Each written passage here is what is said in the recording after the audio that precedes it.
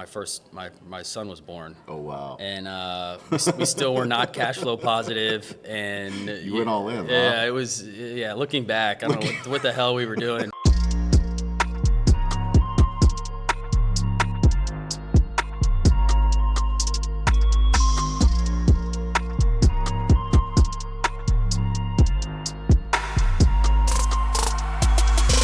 Welcome to Digital Hospitality. I'm your host, Shawn Walchef. This is a Cali BBQ Media production. We are at the Create Conference in Rancho Palos Verdes to talk to emerging restaurant brands. I have Aaron Lyons, 512 Restaurant Groups. Welcome to the show. Thanks for having me. Appreciate it. What are you building? What are we building? We are building an enterprise full of exceptional people. Hopefully. Hopefully. Well, you've passed one restaurant. You've made it to how many locations? We've got 7 locations. 7 locations, 2 concepts. 2 concepts in 2 cities right now, Okay. Houston and Austin. Okay, so you've figured out the secret to the restaurant business, right? It's easy? Yeah, it's really easy. That's right, yeah. How long have you been doing it? Since 2014 was when we Okay. opened our first location. Bring me back to opening the first location. I had no restaurant experience. I created a concept that I felt was missing in the market, a place that I would want to eat kind of every day, and no restaurant experience. Like I said, I just kind of winged it and did a lot of research and surrounded myself with really talented people that knew what they were doing, and now here we are. Bring me into scaling to 2. How Yeah. long did it take? About a year, actually. About a year. So, and that was probably, in our first location, we got a lot of people that were coming in from kind of all over Houston. And we were getting a lot of people from one particular area of Houston that were like, oh, you got to open one of these here, you got to open one of these here. And we kind of, paid attention to that after the 100th person says it. And so I started looking in that area, and we ended up signing the lease for that location about 8 months after we opened the first one, and about 2 months after my son was born. Oh, wow. And we still were not cash flow positive, and you went all in, yeah, huh? it was, looking back, I don't know what the hell we were doing, but it was a big jump, but it just felt like too good of an opportunity to pass up. Yeah. It was a second generation location. We could get in and spend a little bit less money, and it was a great development. We're still there. It's been 10 years, so. That was the jump from 1 to 2, and it was that was probably the hardest. That was the hardest jump. Yeah, for sure. Because it's the family jump, it's life, it's all, life, it's all of the things. And the first it's the one, systems. You don't have the systems. The first one wasn't even on full. We weren't even on our skates yet. I mean, it was a little dicey, but it worked out. Why the second location? Why a second concept? Excuse me. The second concept came about just because. I'm an entrepreneur. I've got a million ideas, and they don't stop. I can't turn them off. And I had an idea for another concept that was it was a more elevated version of what we were doing at Dish Society, which is our fast casual concept.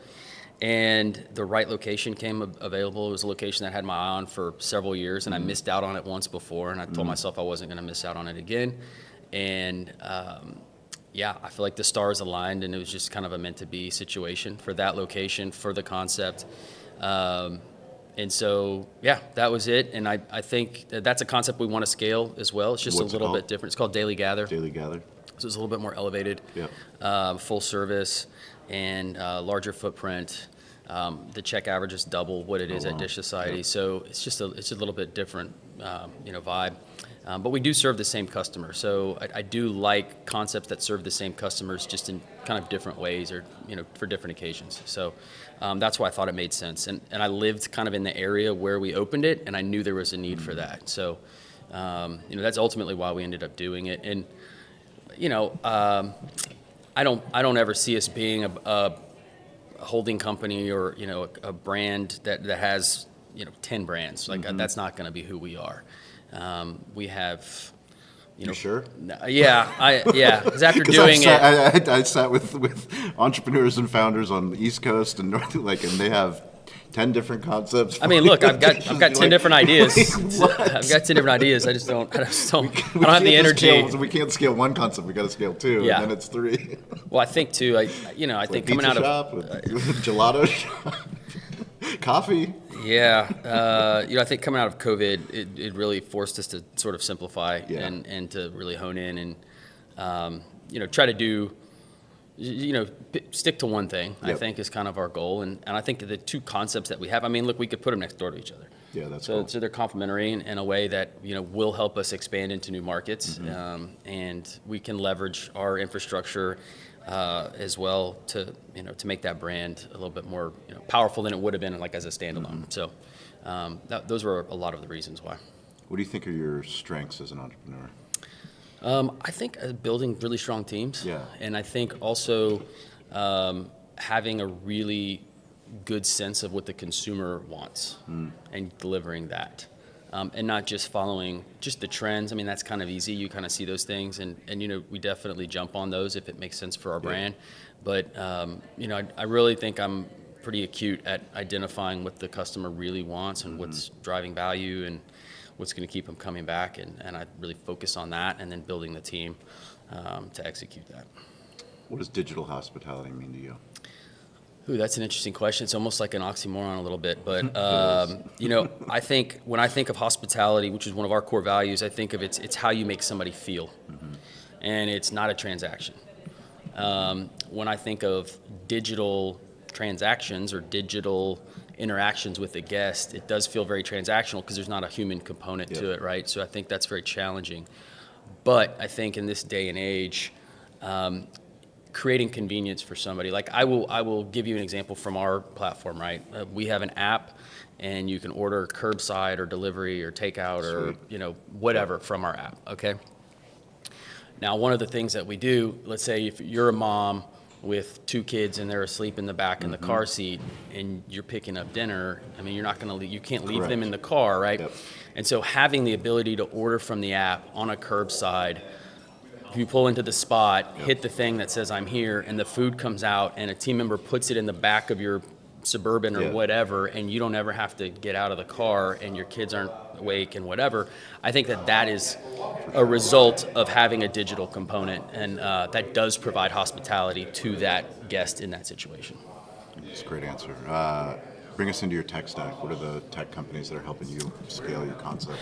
So right now we're transitioning to Restaurant 365. We were with Compete for 10 years, and then 365 bought Compete, and so we kind of been holding out as long as we could to transition because it's a big undertaking. But we should have that done by in the next couple months. Great. We use Aloha NCR for our POS system. We use Thanx for loyalty platform. We use a program called Fusion Prep for all of our recipes and checklists and operational things. Olo for all of our online ordering and aggregation. ADP, 7 shifts. I mean, I don't know. It's a lot. There's a lot. There's a lot of platforms. Yeah. Bring me into storytelling for the brand. How the big vision? The big vision. So the big vision for me. What's 512 first of all?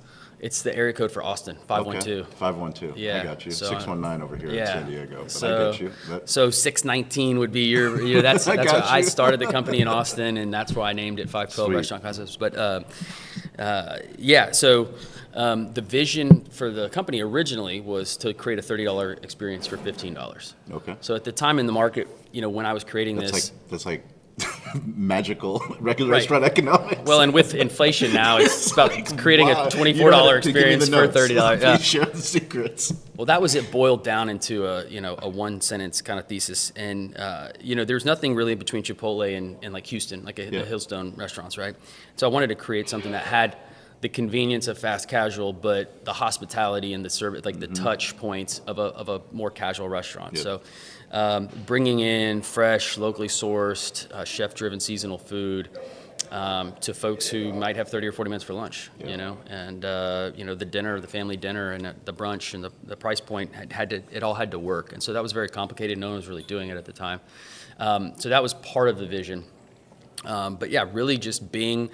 We say we're the modern family's neighborhood cafe, right? And so we want to be that kind of neighborhood all-day joint in all of the neighborhoods and all of the cities, and I think the concept translates well to every market. And we just want to be that kind of that go-to spot for folks. What is a modern family? The Modern Family, I think right now probably eats out a lot more than they did 20 years ago. The Modern Family cares more about what their kids eat. Yeah.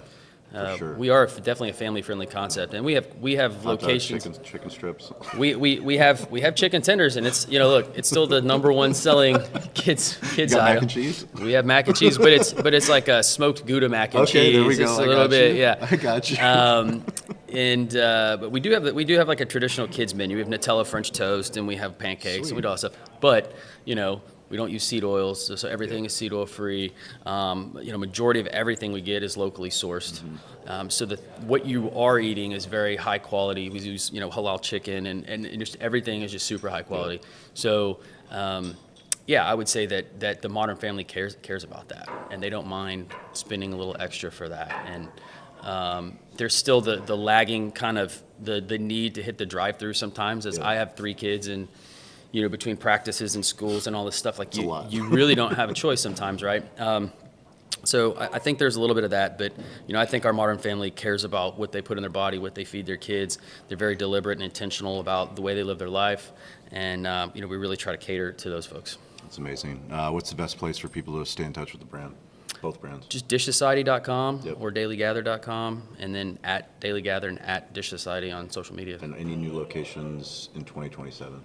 We're going to open in the Hobby Airport in Houston. Oh, sweet. Congrats. So we'll have a deal there. That's Thank awesome. you. Yeah. Airport deals are awesome. I don't know the timeline. It's been crazy. It's been a crazy process, that whole thing. But excited about that. We've never done anything like that before, and so that'll be exciting. And then beyond that, I'm always evaluating opportunities. But the market is so different right now than it was 5, 6, 7 years ago that the numbers have to make sense, obviously, to open a new location. And there's a lot of places where that's not the case, and so we're being very diligent and conservative about sort of our next steps to make sure they math out and they make sense for the long term. Sweet, we appreciate it. You guys can reach out to me anytime at Shawn P. Walchef. Instagram's the fastest, and LinkedIn. Otherwise, you can email me, Shawn@calibbq.media. Aaron Lyons, can't wait to visit. Thank you. I'm not sure when we'll be in Austin or Houston next, but I'm sure it'll be sometime soon, and we'll definitely let me know. Yeah. Appreciate it. Thank you so much. As always, guys, stay curious, get involved, and don't be afraid to ask for help. We'll catch you next episode. Thank you for watching. Thank you for listening. If you've made it this long, you are part of the community. You're part of the tribe. We can't do this alone. We started, no one was listening. Now we have a community of digital hospitality leaders all over the globe. Please check out our new series called Restaurant Technology Substack. It's a Substack newsletter. It's free. It's some of our deep work on the best technology for restaurants. Also, go to YouTube and subscribe to Cali Barbecue Media.